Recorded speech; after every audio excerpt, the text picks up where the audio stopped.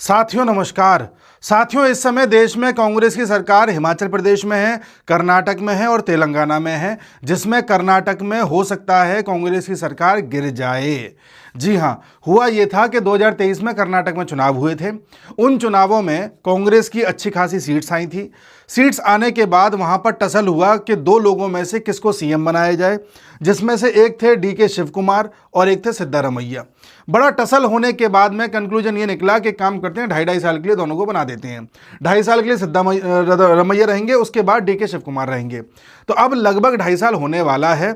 ऐसी स्थिति में डीके शिव कुमार तथा उनके जितने भी सपोर्टर्स हैं, सपोर्टर यानी एमएलए के रूप में जितने भी हैं, उन सभी ने हवा बनाना स्टार्ट कर दिया है कि भाई देख लो 2.5 साल होने वाला है, डीके शिव कुमार को सीएम बना दिया जाए। इस तरह से पूरा एक माहौल बन रहा है, कभी किसी कमेंट के रूप में तो कभी किसी एक्स के पोस्ट के रूप में। हुआ यह कि कई सारे एमएलए कर्नाटक से दिल्ली चले गए हाईकमान से मिलने के लिए, और लौटते समय कुछ इस प्रकार की बयानबाजी कर रहे थे कि अब तो डीके शिव कुमार जी के अंडर में ही काम करना है, इस तरह से कुछ। फिर डीके शिव कुमार जी से पूछा गया कि क्या आप सीएम बनने वाले हैं, तो उन्होंने कहा नहीं ऐसा कुछ नहीं है। फिर ये बहस बढ़ती रही पिछले 2-3 दिन से चर्चा में है और कई तरह से मीडिया के सामने ये आती रही। और फाइनली फिर डीके शिव कुमार ने एक सिग्नल दिया और कहा कि देखिए भाई, कुछ वर्ड्स थे जिनका मान रखा जाना चाहिए। और खुलकर के बात ये आई कि डीके शिव कुमार का कहना ये है कि जब चुनाव का रिजल्ट आया था तो उसके बाद 5-6 लोगों के बीच में, हम 5-6 लोग, अब उसमें शायद डीके शिव कुमार हों, सिद्धारमैया हों, राहुल गांधी हों, शायद खड़गे जी हों, इस तरह के 5-6 लोगों के बीच में कुछ एक फॉर्मूला तय हुआ था। क्या फॉर्मूला था ये डीके शिव कुमार ने नहीं बताया, केवल हिंट पता चल रही है कि 2.5 साल का फॉर्मूला था। इसी बात पर एक एक्स पर पोस्ट किया है डीके शिव कुमार ने, जिसमें वो कह रहे हैं कि भाई देखिए, मैं किसी के वर्ड्स का मान रख रहा हूं। अब इस तरह की जो एक पूरी टसल इस समय कांग्रेस में चल रही है, इसको लेकर के कर्नाटक में ही एक मिनिस्टर हैं, इनका नाम है प्रियांक खड़गे। ये मल्लिकार्जुन खड़गे के बेटे हैं। इनसे जब पूछा गया कि भाई आप क्या कहना चाहेंगे, तो इन्होंने कहा कि जब सिद्धारमैया नहीं थे तो क्या कांग्रेस नहीं थी, कांग्रेस किसी एक व्यक्ति पर नहीं टिकी हुई है। इस तरह से इन्होंने एक बात कही है। ले देकर के पूरी बात क्या निकल के आती है, हम उस पर डिस्कशन करते हैं। उम्मीद है कि आपको क्या सिनेरियो चल रहा है समझ में आ गया होगा। हुआ यह है कि कांग्रेस अभी भी जाति की राजनीति कर रही है, यानी कि उसको ये लगता है कि जाति साध लो तो सब सध जाता है। कर्नाटक में आप अगर ओबीसी वोकालिंगा समाज को साध लेते हो तो आपकी सरकार बन जाती है। यह प्रयास लंबे समय से चलता रहा है और देखा गया है कि जब जब रिजल्ट निकले हैं तो ये उसमें रिफ्लेक्ट भी होता है। अच्छा, मैं एक बार आपको ये और बता देता हूं कि वहां पर अभी सीट्स की पोजीशन क्या है।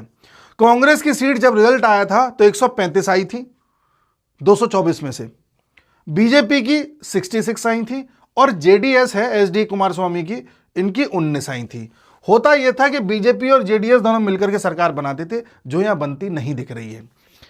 ये जो डीके शिव कुमार हैं, इनका कहना यह है कि कांग्रेस के अभी लगभग 140 विधायक हो गए हैं, तो 140 विधायक उन्हीं के संपर्क में हैं, सबके सब उन्हीं के कहने पे काम कर रहे हैं, ऐसा डीके शिव कुमार कह रहे हैं। साथियों, अगर मान लो 140 तो क्या ही इनके पक्ष में होंगे, मान लो इनके पक्ष में 25-30 विधायक भी हुए और इन्होंने तोड़ दिए, जिसे एमपी में हुआ था। अगर इस प्रकार की स्थिति बन जाती है तो आप जान जाइए कि कांग्रेस बहुमत में नहीं हो पाएगी, फलस्वरूप सरकार नहीं बना पाएगी, सरकार गिर जाएगी। अब ये 25-30 विधायक बाद में जेडीएस में चले जाएं या बीजेपी में चले जाएं, वैसे तो उनकी विधायकी चली ही जाएगी, क्योंकि वो एक्ट को फुलफिल नहीं करते। जिस तरह से जो दल बदल कानून है, दल बदल कानून कहता है कि 2/3 जाने चाहिए कम से कम, तो दल बदल कानून को जब वो फॉलो नहीं कर रहे हैं तो उनकी हो सकता है विधायकी चली ही जाए। क्या हो क्या नहीं हो पता नहीं, लेकिन अगर 25-30 भी गए तो खेल बिगड़ जाएगा कांग्रेस का। एक फॉर्मूला तो ये है। दूसरी बात यह है कि क्या कांग्रेस डीके शिव कुमार को समझा पाएगी। डीके शिव कुमार में से और सिद्धारमैया में से, दोनों में से कांग्रेस के लिए खास कौन है, इस पर भी सवाल उठता है। तो देखिए, डीके शिव कुमार कांग्रेस में लंबे समय से काबिज हैं, ये शुरुआत से ही कांग्रेस के साथ जुड़े रहे हैं, जबकि सिद्धारमैया पहले जेडीएस में थे, 2005 के बाद कांग्रेस में आए हैं। पहले जेडीएस में थे, फिर जनता दल में थे, फिर इस तरह से कांग्रेस में इससे पहले कभी नहीं थे, 2005 के बाद ही आए हैं।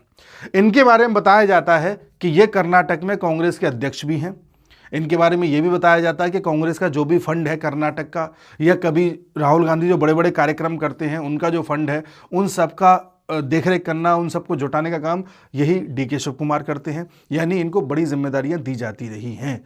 ऐसी स्थिति में काफ़ी ज़्यादा चांसेस हैं कि कांग्रेस इनकी बात को मान ले। पहला पॉइंट। दूसरा पॉइंट ये भी हो सकता है कि दोनों में से किसी को ना बनाया जाए, किसी तीसरे को ही बना दिया जाए। क्या पता प्रियंक खड़गे को बना दिया जाए, क्योंकि दलित समाज से आते हैं। इस समय राहुल गांधी जाति जाति जाति कर रहे हैं। ऐसी स्थिति में अगर वो दलित सीएम बना देते हैं तो यहाँ वो जाति का कार्ड खेल सकते हैं। पर सवाल ये है कि क्या राहुल गांधी अपने मन की ये कर पाएंगे? ये राहुल गांधी के लिए बड़ा मुश्किल हो सकता है। अब देखो राहुल गांधी गलती कहाँ करते हैं, कांग्रेस गलती कहाँ करती है, जिसकी वजह से ये पेचीदगियाँ पैदा होती हैं और फिर सरकारें गिर जाती हैं। कांग्रेस ने गलती करी थी 2023 में। राहुल गांधी ने जब भारत जोड़ो यात्रा करी थी 2022-23 में, तो उस यात्रा के खत्म होने के बाद जो एक बड़ा चुनाव पहला हुआ था वो कर्नाटक का हुआ था, और इस चुनाव में कांग्रेस को एक बड़ी विजय मिली थी। इसके बाद राहुल गांधी के पास एक मौका था जब वो ये कह सकते थे कि भाई देखो, जितने भी कांग्रेसी लोग हो, तुम लोग जो जीते हो वो मेरी यात्रा की वजह से जीते हो, इसलिए मैं जिसको चाहूं उसको बनाऊंगा सीएम, तुम लोग आपस में नहीं डिसाइड कर सकते। राहुल गांधी चाहते तो अपनी इस यात्रा का फायदा उठा करके डिक्टेट कर सकते थे, जो वो कर नहीं पाए। वो फंस गए। फंस ऐसे गए कि सिद्धारमैया बोले कि मैं सीएम बनूंगा, ये बोले कि मैं सीएम बनूंगा। तो जब ज़्यादा ही बहस हो गई तो नतीजा ये निकला कि ठीक है सिद्धारमैया, आप 2.5 साल के लिए सीएम बन जाओ, और तब तक आप 2.5 साल के लिए, जो डीके शिव कुमार हैं, आप 2.5 साल के लिए डिप्टी सीएम बन जाओ और प्रदेश के अध्यक्ष भी रहो, फिर 2.5 साल बाद आप सीएम बन जाना। यानी इन दोनों में भी ऐसा लगता है कि डीके शिव कुमार का पलड़ा ज़्यादा भारी है। तो आपने इन दोनों के साथ इतना नेगोशिएट क्यों किया? जब आपकी भारत जोड़ो यात्रा जस्ट खत्म हुई है, आप उसका क्रेडिट ले लेते। दोनों में से किसी को नहीं बनना, दोनों पीछे हटो। लेकिन यहां पर आप इस काम को नहीं कर पाए। सोचिए यहीं अगर भाजपा होती तो अपने टाइप का कोई ऐसा बैठाती जो ज़्यादा ची चाँ चू नहीं करेगा। यही अंतर होता है। इन लोगों को क्या है, कांग्रेसियों को, कि अच्छा तुम फंड जुटाते हो तो तुम्हें भी साधना है, अच्छा तुम वोट साधते हो तो तुम्हें भी साधना है, अच्छा तुम हमारी दूसरी व्यवस्थाएं देखते हो। इनकी व्यवस्थाएं इतनी हैं कि व्यवस्थाएं देखने वालों को ही ये बांटते रहते हैं सीट, जिसकी वजह से इनका कोई ना कोई कलेश सामने आता रहता है। अभी भी आप देख लीजिए, जो एंटोनियो माइनो है यानी सोनिया गांधी है, वो अभी भी विदेश की यात्रा पे है। यहाँ कलेश फैली हुई है, वो विदेश में है। राहुल गांधी कहाँ हैं कुछ पता ही नहीं चल रहा। जो बयान आ रहे हैं मल्लिकार्जुन खड़गे के आ रहे हैं, या प्रियंक खड़गे के आ रहे हैं, या डीके शिव कुमार के आ रहे हैं, या सिद्धारमैया के आ रहे हैं। सिद्धारमैया ओबीसी फेस हैं, डीके शिव कुमार वोकालिंगा हैं। कभी लगता है इन लोगों को वोकालिंगा को अगर बना देंगे तो ओबीसी के वोट चले जाएंगे, कभी लगता है ओबीसी को बनाए रखेंगे तो डीके शिव कुमार कोई बड़ा खेल न कर दें। अच्छा, कांग्रेस में भी जब बड़े खेल होते हैं तो कई प्रकार के होते हैं। एक होते हैं सचिन पायलट टाइप के, कि बड़े खेल होने होते हैं, राजस्थान में टूट रही होती है सरकार और पार्टी, लेकिन लास्ट में कुछ ऐसा लालच दे दिया जाता है सचिन पायलट को कि टूटते टूटते बच जाती है। दूसरा खेल होता है आपके ज्योतिरादित्य सिंधिया की तरह। अब सिंधिया क्या करते हैं, पार्टी भी तोड़ लेते हैं, सरकार भी तोड़ लेते हैं, और सरकार बीजेपी की बनवा देते हैं। पहले कांग्रेस में थे। तीसरा जो टाइप होता है वो टाइप होता है आपके हेमंत बिस्व शर्मा टाइप का, कि वो पार्टी से भी निकल जाते हैं, सरकार भी बनवा देते हैं, और पूरा का पूरा क्षेत्र कांग्रेस से छीन लेते हैं। नॉर्थ ईस्ट देखिए, नॉर्थ ईस्ट में आप आज की डेट में कहीं ना के बराबर कांग्रेस रह गई है। हर जगह वही देख रहे हैं, हेमंत बिस्व शर्मा बीजेपी का एक बड़ा फेस बन चुके हैं। तो ऐसे भी होते हैं। अब देखना यह है कि डीके शिव कुमार किस तरफ जाकर के गिरते हैं। आप एक एक करके सारी चीजें देखिए। अगर कर्नाटक की स्थिति देखिएगा, ठीक है, अभी मैंने कर्नाटक की बताई, अभी थोड़े दिन पहले बिहार का बताया था। बिहार में कांग्रेस क्या कर रही थी, ऐसे मुद्दे उठा रही थी जो बिहार की है ही नहीं। राहुल गांधी 2-4 रैली करके भग गए विदेश में, फिर आ रहे हैं 1.5 महीने बाद, ठीक है, और ले दे के कांग्रेस ने वहां पर अपना तो कुछ फायदा किया नहीं, उल्टा तेजस्वी का नुकसान और कर दिया। तो वहां भी मैं आपको एक मॉडल बता चुका हूं कि कांग्रेस या उनके साथ के दल क्यों हारे थे। कर्नाटक में किस तरह का ब्लंडर कर रहे हैं आप खुद देख लीजिए। इस तरह से एक एक स्टेट में इनके ब्लंडर सामने आ रहे हैं, खुद ही अपनी हरकतों से हार रहे हैं, और बाद में कह देते हैं वोट चोरी हो रहा है, कभी ईवीएम खराब है, कभी कुछ है। तो इस तरह से इनकी पूरी पार्टी में कहीं कोई कोऑर्डिनेशन नहीं है। अभी आप मल्लिकार्जुन खड़गे के बयान भी सुनोगे तो कल ये बयान दे रहे थे मल्लिकार्जुन खड़गे कि पार्टी हाईकमान जो कहेगी वही फैसला लिया जाएगा। आज ये कह रहे हैं कि राहुल गांधी, सोनिया गांधी और मैं, यानी कि हम तीनों लोग मिलकर के जो फैसला लेंगे वही होगा। अब ये खुद भी आ गए। इस तरह से पूरा एक खेल अभी कर्नाटक में बना हुआ है। देखना ये होगा कि पॉसिबिलिटी क्या आती है। चांसेस इस बात के तो कम लगते हैं कि सरकार गिरेगी, पर हाँ, ये बात ज़्यादा हो सकती है कि DK शिव कुमार CM बन जाए, हो सकता है, चांसेस हैं।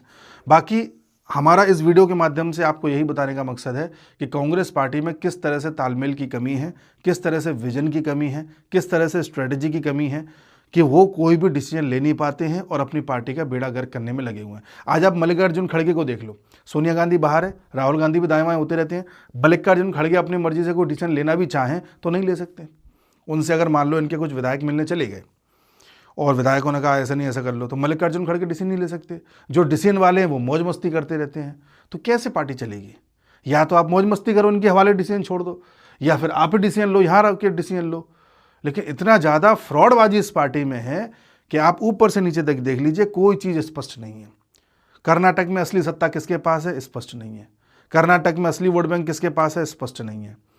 पूरे कांग्रेस का हेड कौन है? स्पष्ट नहीं है। कर्नाटक में सरकार कौन चलाएगा, कौन नहीं चलाएगा, इसका डिसीजन कौन लेगा? स्पष्ट नहीं है। बिहार में किस मुद्दों पर चुनाव लड़ना है? स्पष्ट नहीं है। कुछ भी इस पार्टी के पास स्पष्ट नहीं है। तो इस तरह से कर्नाटक का एक खेल आपके सामने चल रहा है। देखते हैं आगे इसमें क्या अपडेट आती है। जो भी आएगी लेकर के आएंगे। तब तक के लिए नमस्कार।